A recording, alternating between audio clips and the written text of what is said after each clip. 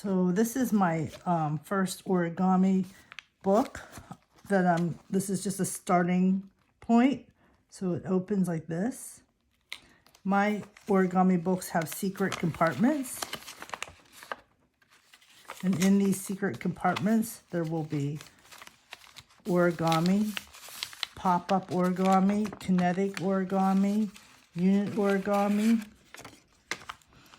And this one has openings. So it opens like this. It opens like this. Then like this. Then like this. And then the whole thing opens up. You put many little treasures in there.